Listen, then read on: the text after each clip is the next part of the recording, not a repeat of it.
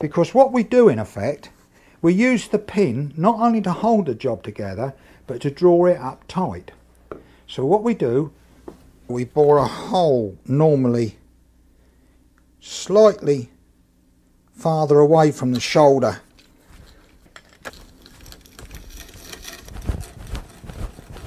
There we are. Be rather careful when we break through into the mortise that we don't do too much. And we go the other half, and the bit will stop pulling the minute it goes out the other side. We turn it over and bore back. Now that's our hole through the mortise. We need just to clean the whiskers off the inside where the bit broke through. Now if we put the job together,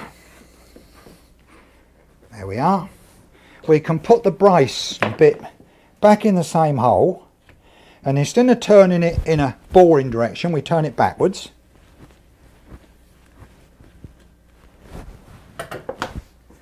We've now got a mark on the tenon, which is the centre of that hole. What we need to do in actual fact, we need to move that hole very, very slightly. And if you think about it, we need to move it towards there and there. So if this was a job, in actual fact, we try and keep it tight into the face edges and pull the shoulder up tight. And to remember this, we have a little rhyme, and we say, to the shoulder from the face brings the joint up into place. There we are. We need to make that hole now.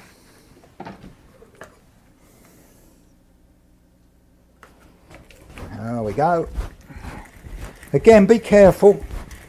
The bit will draw itself, you don't need any weight, and it will stop as soon as the little screw has come through the other side. We turn it over, go back. That's our hole.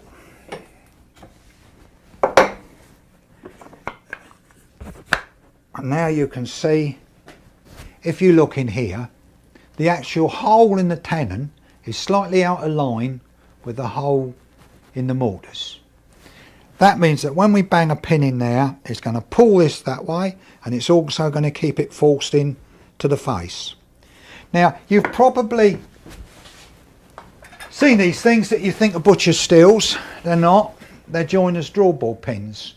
When a joiner's fitting a big frame together, or a staircase where the strings go into the newels, he can push this in to the hole, and you will see that it's pulled the shoulder up nice and tight.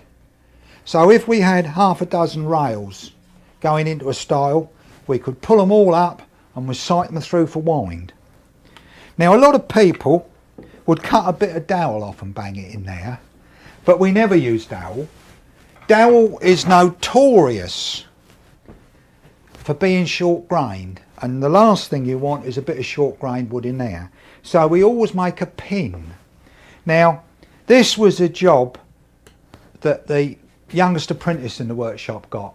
He had to keep the pin box full of drawbore pins, and it was a horrible job. They're always split. In other words, we split the pin out of the wood. We want grain that runs the full length of the pin. We don't want any short grain at all. So in actual fact, we split the pin from solid wood, and you can see that the grain runs the full length of the pin. There we go. So we'll take a bit of this split wood and we'll make a pin. It's quite a quick job.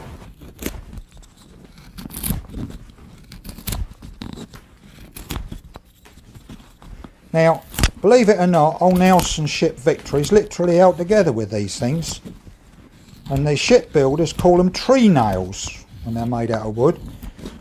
but like everything in the woodworking trade, we don't pronounce that properly, we call them trennels. So this in actual fact is a trennel, a tree pin, which makes a lot of sense, doesn't it? Seeing as it's made of wood and it's a pin. There we go. I'll show you something in a minute. Believe it or not, somewhere I've got a tree nail that came out of HMS Victory.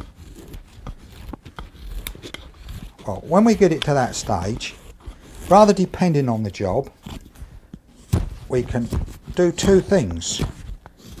We can either bang it in and let the soft wood take up the shape, or we can use a dowel plate.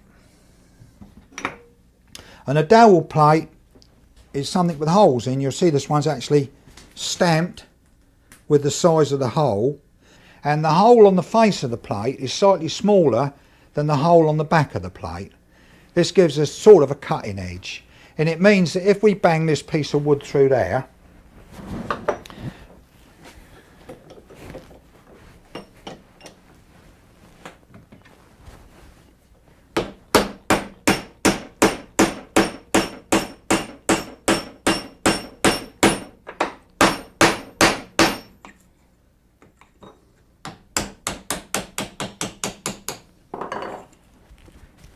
we've actually cut the wood away, and we've got a nice rough dowel type pin. In other words, the grain still runs the full length, and we've got a 1/2 inch diameter pin which we can welt into the joint.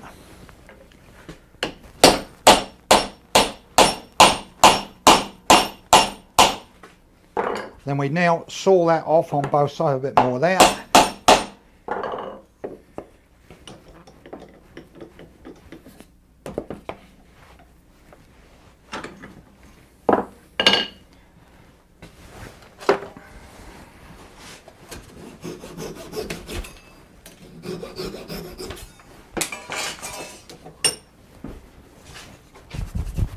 And there we are.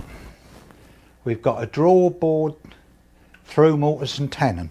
Look how nice and tight it's pulled that shoulder up, both front and back. So there we are. And believe it or not,